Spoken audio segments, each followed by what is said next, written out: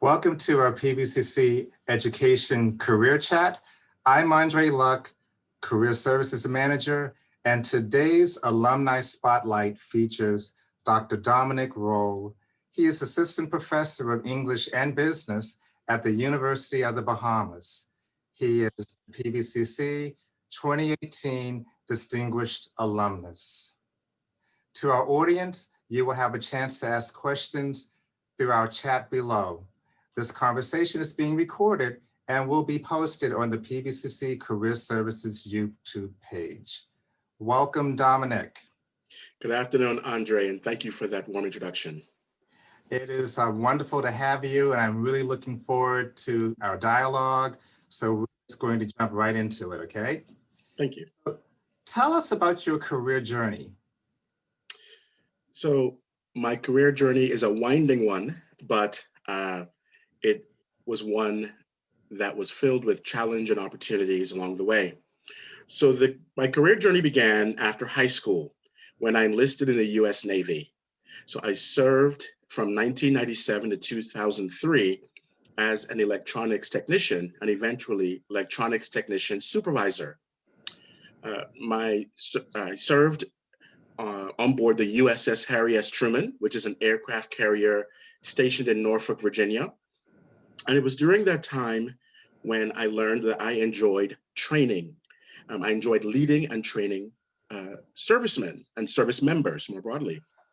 And so after 6 years of service and after being honorably discharged from the US Navy, I decided to enroll full-time in pursuit of an undergraduate education. And I began my journey at PVCC in 2004 and graduated in 2006.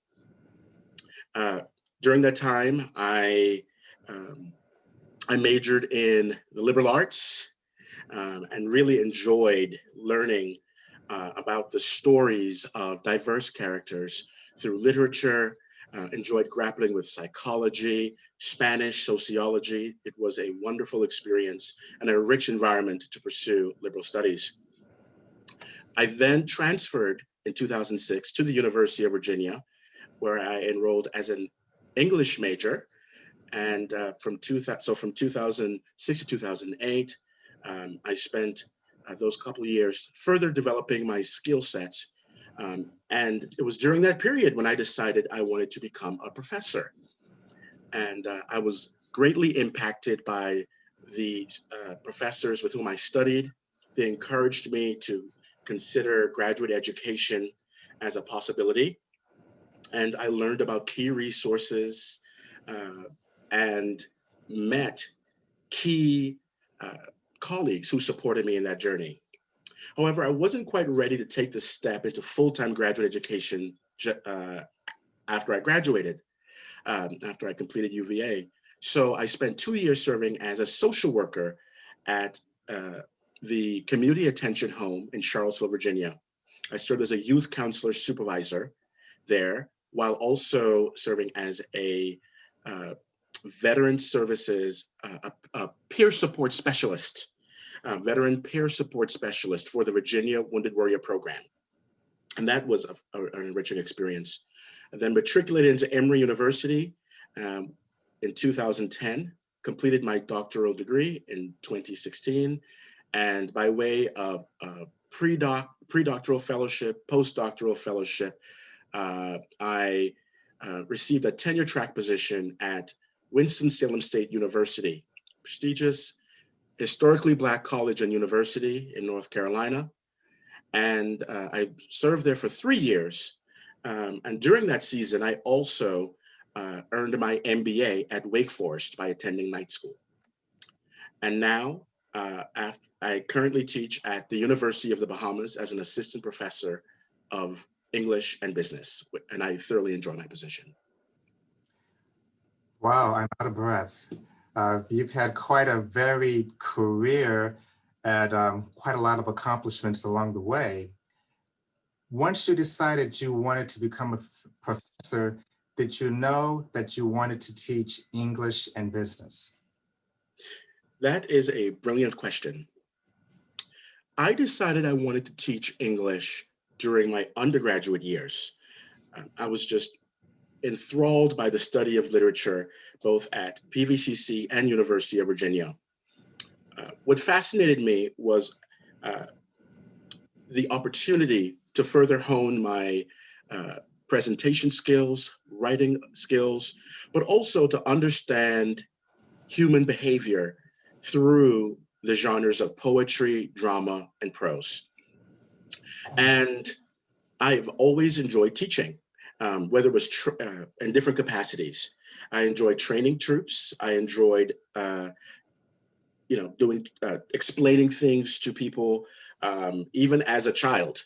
And things culminated during my time at University of Virginia when a couple of professors pulled me aside and said to me, "You have the ability to pursue the doctorate in English." And that was really impactful.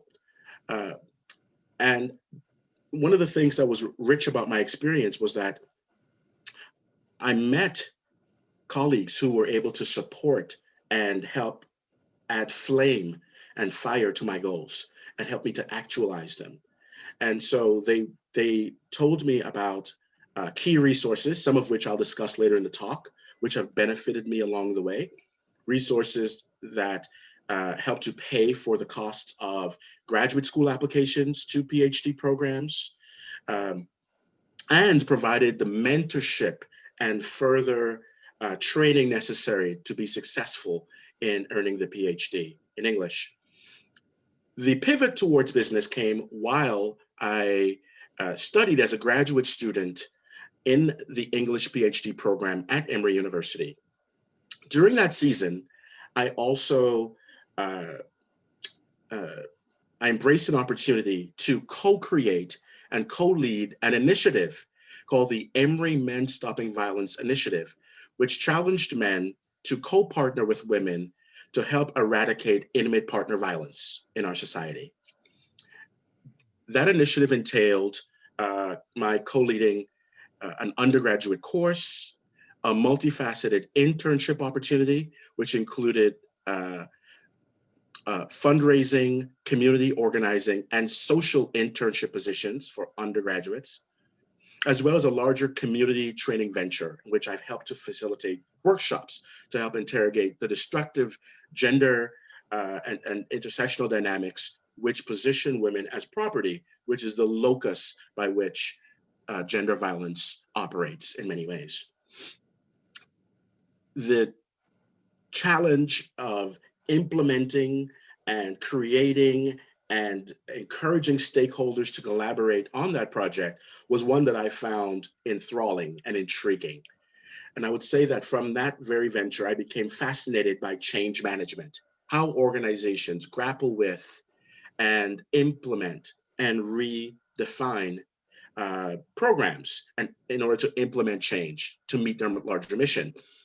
And during that season, I became aware that that there were many touchstones between English and business, including storytelling, which I hope we get a chance to talk about a bit later in our talk. But in grappling with those touchstones, I decided I wanted to teach business as well. I wanted to learn more about leadership, management, diversity, equity, and inclusion leadership, and how to quantify that, as well as how to express the impact of this of DE&I initiatives writ large in order to make a difference in teaching students as well as in encouraging leaders to take these issues more seriously to bring out the best in organizations. So, Dominic, you have worked with a lot of at-risk populations. What impact did that experience have on your teaching style? That's a very astute question. So I have always found myself to be a non-traditional student in many ways because I am an immigrant. I am a Bahamian American immigrant, right? And I foreground that to say that so much of my professional life and my desire to teach and my teaching style has been impacted by my learning and development as a first generation immigrant in the United States. And so um, I'm very aware of the key movements and in my thinking, the breakthroughs, right, which I had to learn as, a student, who's attended a range of different kinds of high schools, from elite prep to high schools in the inner city to, receiving early training in Nassau, Bahamas, to enrolling in schools in Nassau, Bahamas, where the style is very British. And so I've been used to navigating, right, and thinking about how different teachers employ different pedagogical styles, methods, and approaches. But most of all, I have a heart for marginalized communities because I've always felt, in many ways, as if I've had to fight imposter syndrome. I've often had to just, find, communities in order to support me in my growth and in believing that I can break through to the next level. Explain to us what imposter syndrome is. Imposter syndrome is I would say, the nagging feeling that many people of color, but also women and also people from marginalized groups, LGBTIA communities, feel because they don't quite fit in to various communities of influence and power, often because of the challenging ways in which they've been located as a result of their intersectionality. That is, the fullness of who they are just doesn't seem to be accepted and appreciated, so that they truly have a voice at the table wherever they seek to have influence. Okay. You're working in liberal arts and you're working in science, business. Where's the connection that you see between the two? Because to many people, they would be almost polar opposites. Absolutely. Storytelling, I think, bridges both fields.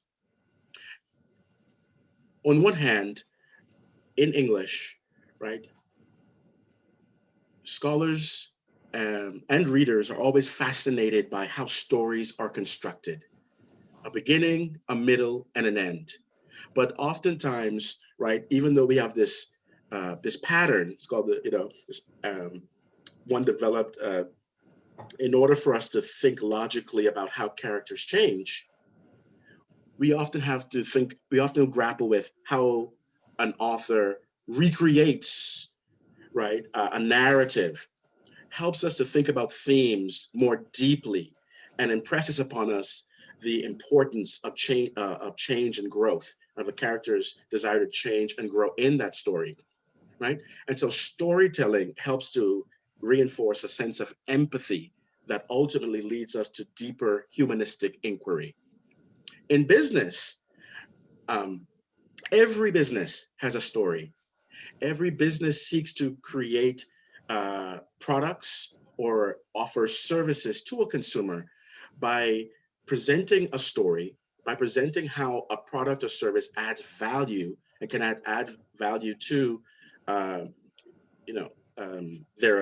lives of customers. And in doing so, right, an astute business person wants the customer to believe that he or she cannot be fulfilled without having that product. And so both of them involve storytelling, but both disciplines also grapple with change. How do individuals, organizations, and societies change? How do they grapple with change? How do they get others to buy in to change? What are the latent fears in people's hearts which prevent them from embracing change fully and boldly in order to grow?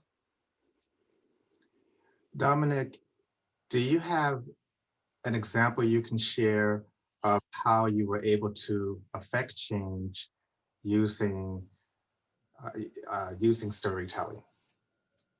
Absolutely. So while co-teaching the Emory Men Stopping Violence Initiative, while serving as an instructor for the undergraduate course in particular, part of my mandate was to find professionals in the community who have deeply engaged the topic of intimate partner violence against women. And so we found women who were once abused and who had even become leaders of nonprofit organizations, powerful women leaders, right, who were impacting the lives of other women by helping them to extricate themselves from cycles of abuse. And we encourage these women to serve as guest speakers in our class in order to share their stories, in order that so that undergraduates could better understand the key ways in which cycles of abuse perpetuate themselves. But we not only asked women, we also got men to come into our class as well. And these men shared stories of being abusers, right? These were men who had gone through a significant amount of training, counseling, and therapy in order to address the destructiveness of their patriarchal behavior. And they were sharing about the various ways in which they abused their partners, not only physically, but also emotionally, right? And so one of the things that really sparked the interest of undergraduates was when one particular gentleman talked about how he belittled his partner emotionally, never laid a finger or hand on her, but he belittled her emotionally to such an extent that during couples counseling, the counselor said to them, "This is an abusive relationship, but not just that." He looked to her, he looked to the wife and said, "You are an abused and battered woman," even though her husband had never laid a hand on her. And so that story left a rich impact, I think, on my undergrads. I would imagine that that experience for many was cathartic, it was revealing, Mhm. and it was healing. Absolutely. And for them and for me, because I think it helps me and also the co-instructor as well to grapple with how we deal with conflict, right? And that's the beauty of teaching. As you teach and as you create the space for students to learn, you are also learning as well. Dominic, how did PVCC help you prepare for your career success?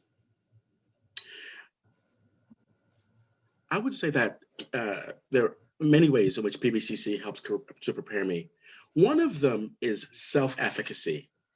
At PVCC, I truly appreciated the fact that professors and administrators were seriously invested in motivating students to pursue their goals and and reinforcing to them that they can, right? And so one of the nagging questions as we discussed is how do we begin to even overcome how do we as students and individuals and people of color and women, how do we as people overcome imposter syndrome? Well, at PVCC, I felt fully accepted. I felt fully accepted as a veteran. Um, I felt fully accepted as a Black immigrant man from Nassau, Bahamas. Um, I appreciated the diversity of thought in the classroom, which allowed me to really stretch my own thinking. And so I think I appreciated that space. I thought it was um, an amazing opportunity to gain a very, very esteemed and rigorous education at a price that I could afford. And what was also really important for me was that PVCC's educational standards were so high that the University of Virginia and other esteemed universities have noted the quality and rigor and caliber of that education and were willing to also open the doors of opportunity so that I could further embrace my career path. You mentioned that you were a non-traditional student, Mhm. a Bahamian immigrant. Mhm. You faced many challenges along the way. what challenges, if any, did you face as a transfer student? The main challenge I faced was dealing with the shift from working full-time to now studying as a full-time student, right? So that financial challenge was required a lot of adjustment, right? Because I was used to, right, serving in the military and earning a significant, a paycheck, and a lot of my needs were met financially. And while my needs were met financially as a student, I had to live on a much more reduced budget. I think that was the greatest challenge that I experienced as a non-traditional student. And with our tuition being a lot less expensive at PVCC, going to any four-year college you'd see a significant increase in how much you'd have to pay out, right? Yes, but I was also fortunate to have the Montgomery GI Bill and Navy College Fund. And so I was able to graduate with overall fairly little debt, and which was a huge benefit. Yes, it is. Absolutely. And the other thing that I found really beneficial in um, helping to enrich my path as a non-traditional student was that I was keen on finding ways of earning funding, of gaining scholarships and fellowships in order to pay for tuition. So that's part of that self-advocacy that you said was instilled in you at PVCC. Absolutely. Absolutely. Did you find it easy or difficult to enter into your career field? And I'm talking about the teaching profession as a professor. So entering the teaching profession is a difficult one, but clearly not impossible. And there are many stories of success. It was challenging because for every one position that every either tenure track or non-tenure track position that needs to be filled, there can literally be over 200 applicants seeking to fill that one slot. So the competition is incredibly fierce. However, I was fortunate in that I had no breaks in employment.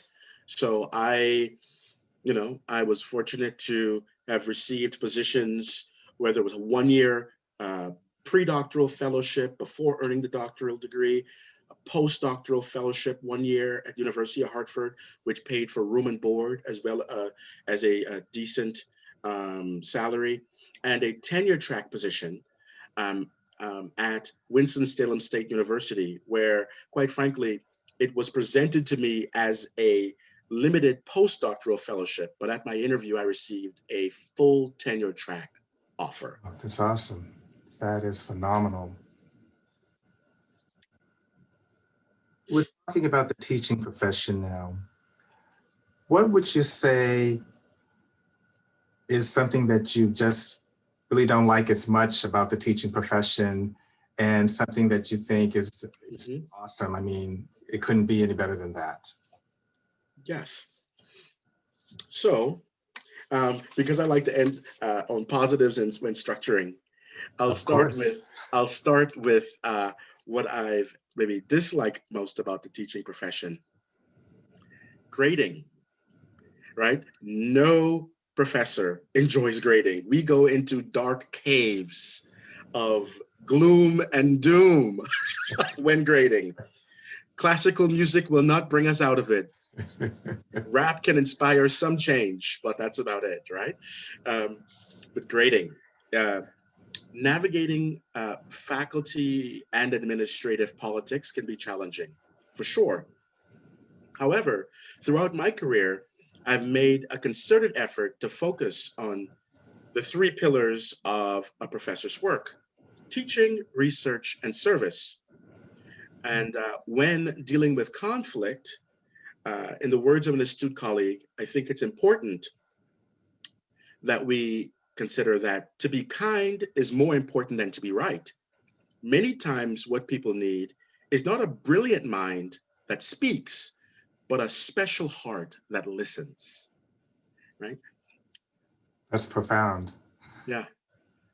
So I think when engaging um, in in my department and in the university writ large, I'm always interested in listening for the sometimes unspoken needs uh, of other faculty, of administrators, trying to stretch myself to understand their perspectives so that I can help to offer them resources, find ways of enhancing their uh, career trajectories by supporting their goals. And in return, they oftentimes reciprocate and do the same. And so those are some of the challenges, the things I enjoy most about teaching, about my profession. Um, so concerning teaching, I mean, I enjoy challenging students consider um, to consider connections in literature that they may have never thought of. And not just literature, but in different genres. So in teaching, for example, teaching them how to look at the verses of music and looking at patterns and having them consider how repetition and revision helps to inform the construction of a song, just as it does the construction of a short story or a play or a novel or drama, right? And so having them consider, right, these overlapping ways in which form and structure interrelate is brilliant, even when presenting to them content that can help shift the way they think, write, act, and behave in the world. Right. So those are the things that I enjoy most about teaching itself. Research allows just the opportunity to explore the lives of characters, explore key dimensions of theory, um, so that secrets become unearthed and glimmer in good writing. Right? Service, right? Service provides the opportunity to meet colleagues from across the university, different parts of the community, and even nationally and even globally, who you may have never engaged with. And if you can maintain a sense of teamwork, you can help to create powerful initiatives and inspire change in your organizations. Dominic, we have a couple of questions in our chat. Yes.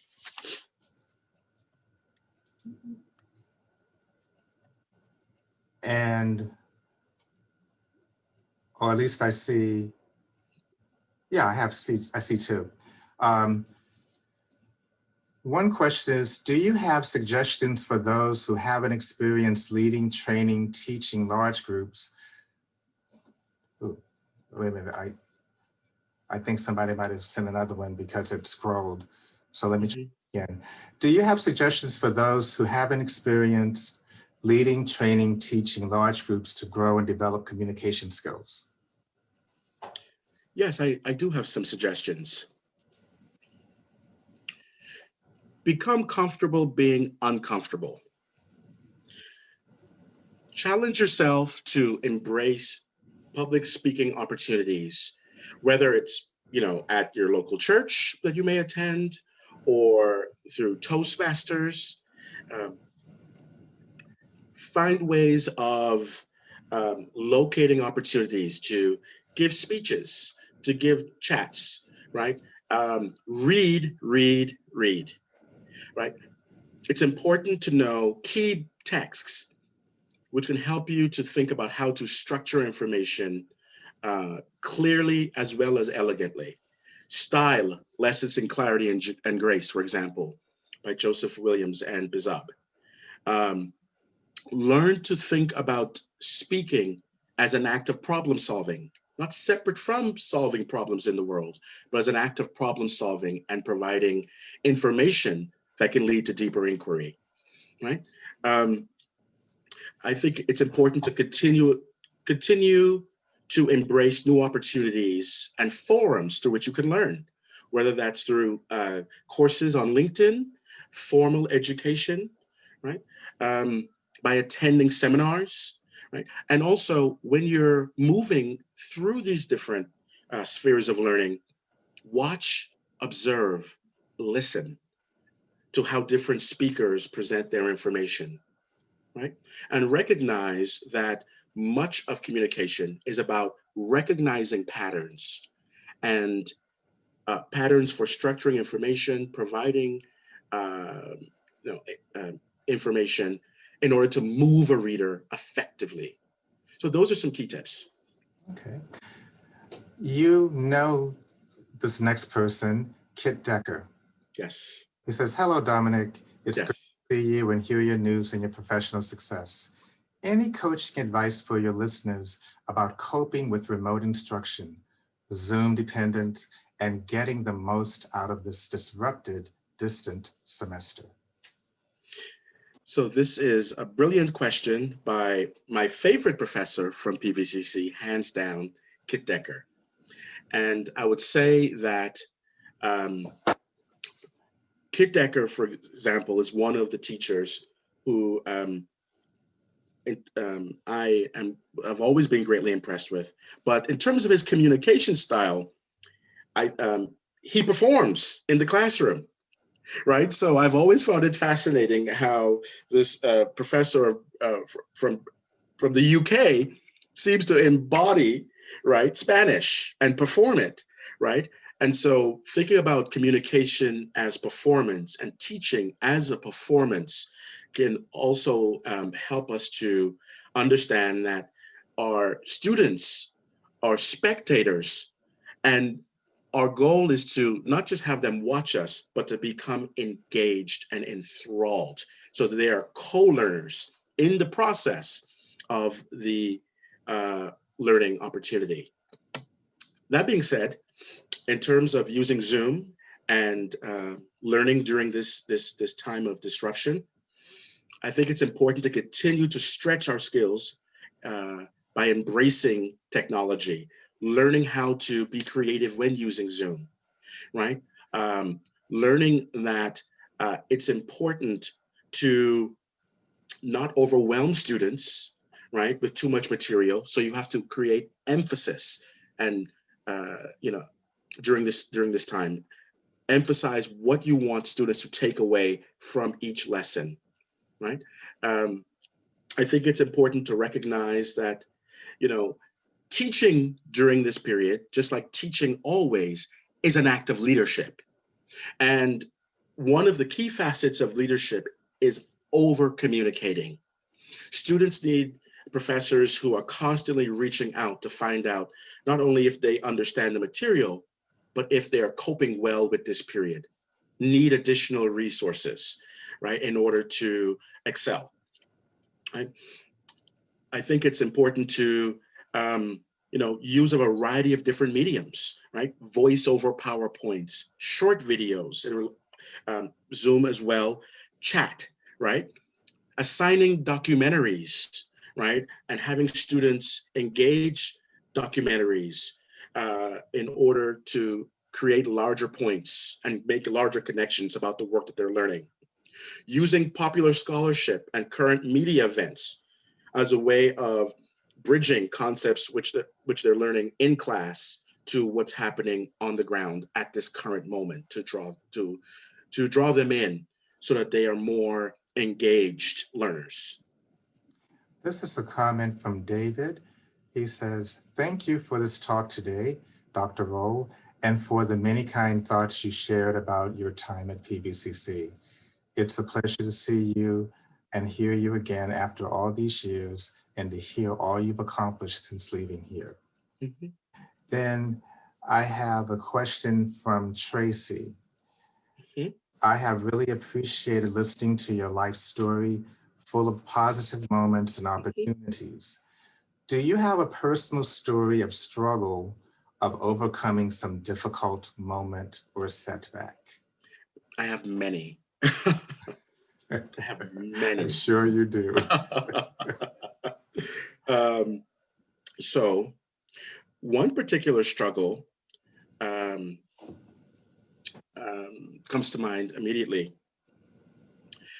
After I had received my PhD, I struggled to find the right fit for my MBA studies, right? Because for one, after having the PhD, after having earned the PhD, uh, became more difficult to convince admissions committees of my need to then earn the MBA, and through what kind of program for should I that was an issue as well. A 2-year program, well, that would mean stepping away from the professoriate for 2 years, right? And taking this path.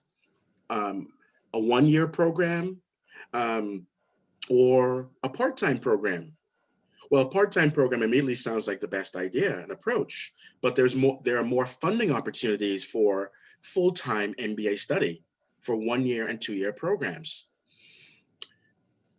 And so I received a lot of rejections, a ton of rejections, before I was finally accepted at Wake Forest University to study part-time.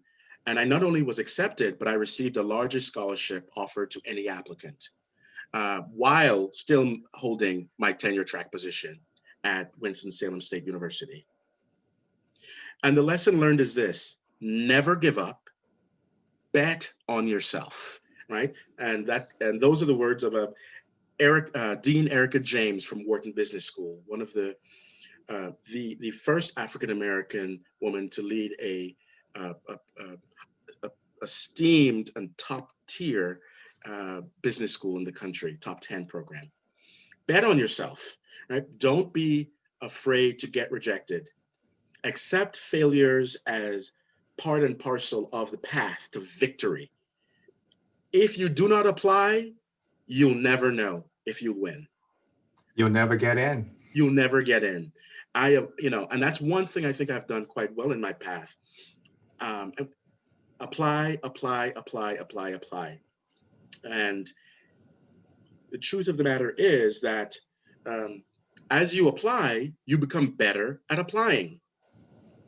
And that's one of the things I've done quite well throughout my career: applying for awards, applying for fellowships, applying for grants. I remember when I applied for a pre-doctoral fellowship for excellence through diversity at UPenn. I didn't think in my wildest dreams that I would get it, to be honest with you. I had already secured another fellowship, a Mellon-funded fellowship, while attending Emory University, and I was just waiting for UPenn to reject me. I was like, "Can you please?" And I got the call that said, "Congratulations, we want you at Penn." Right, so from PVCC to Penn, and I applied. Right, I applied. I rewrote that application, I must say, about 15 times. But you become better at learning from your mistakes if you apply yourself. Absolutely, absolutely. How do you use literature to celebrate diversity? Great question.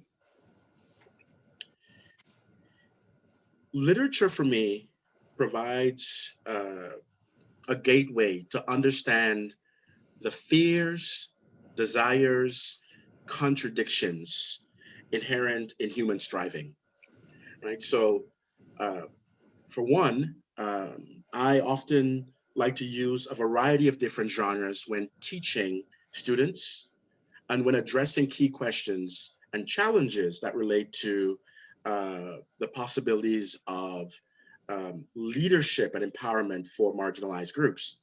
And so, in a nutshell, um, English provides the opportunity to understand that how we speak, different forms of language, whether it's Creole or the Queen spoken English, right?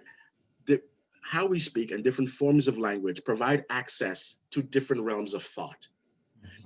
And we can learn about other people's experiences who we've never met if we and learn how to see our lives in a broader perspective, if we are willing to serve as active and engaged readers. So that's what I love about literature. It reminds us about how difficult life can be, but also how empowered we can be if we are simply willing to keep fighting and to redefine ourselves and the world around us.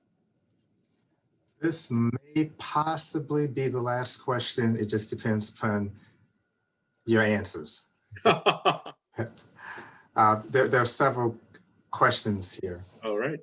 This is from Gigi Davis, who is my colleague in career services. Obviously, your persistence has paid off. What do you think contributed to your being successful in landing such competitive positions? Your dissertation, your diverse experiences across a number of career fields, passion for students, other. So would you like for me to break it down? No, I Okay. already know where I'm going with this one, and I'm going to keep these following answers somewhat shorter so we can get everyone's questions in, and so I can Okay. share some resources that could be of help to students. One of the things that's helped me to become successful is I've always tried to find connections um, between and among the professional duties which I've undertaken, right? And to create a narrative. I've always been very aware in my professional life that I was creating a narrative. And I was always thinking, how does one particular position and what kind of learning, did I experience in one position that relates to another opportunity and create a narrative to show a progression of thought, between the two. And I learned how to write that narrative and to rewrite that narrative, right? Another thing, persistence.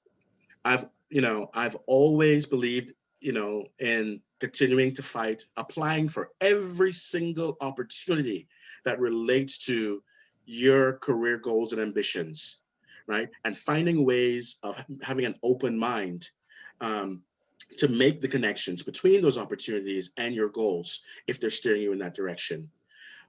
Relationship management, learning from others.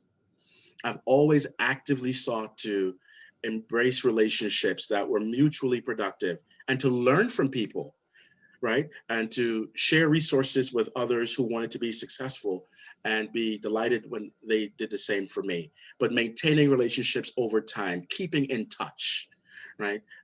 These are some skills that I've learned in that path. Why don't you share those resources now, Mhm. and then we'll see if more time left at the end.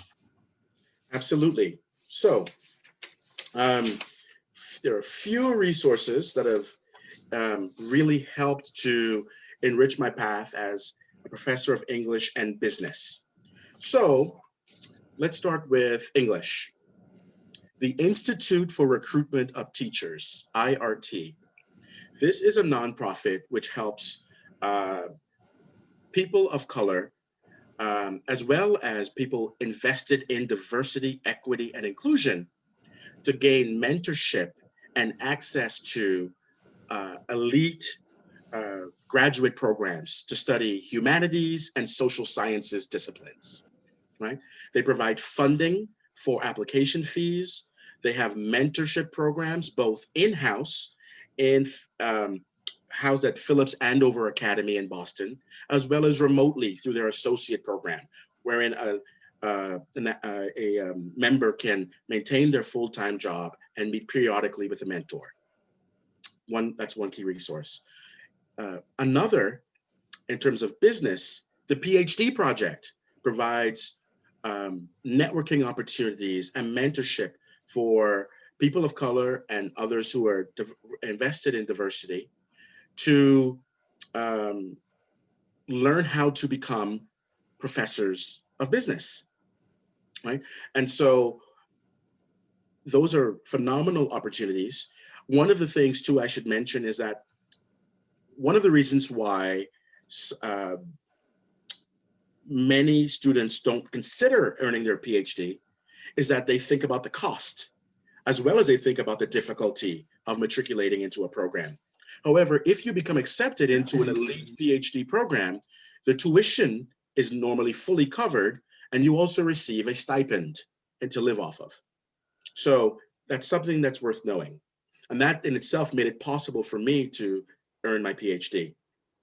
Other key resources: the Consortium for Graduate Study in Management provides opportunities for people of color, people invested in diversity, to earn MBAs, MBA degrees at top institutions across the country.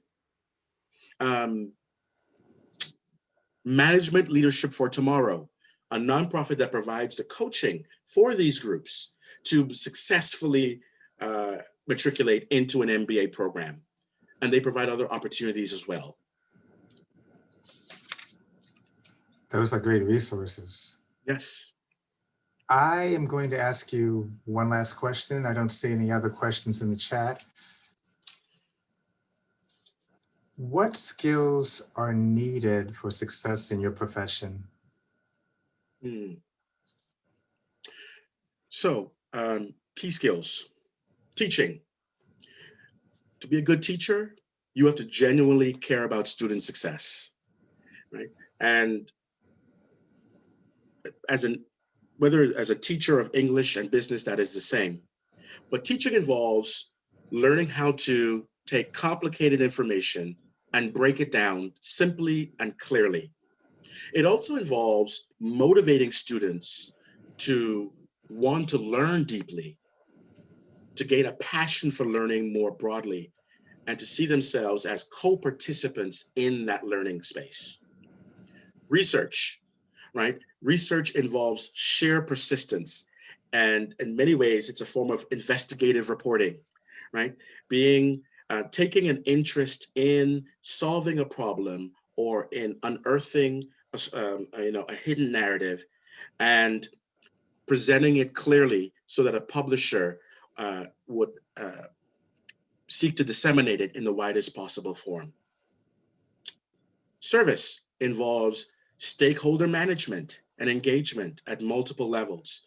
In other words, it involves forming groups, right? Forming groups with the overall goal of, creating a program or changing policy, and so on and so forth. But it involves building strong teams, right?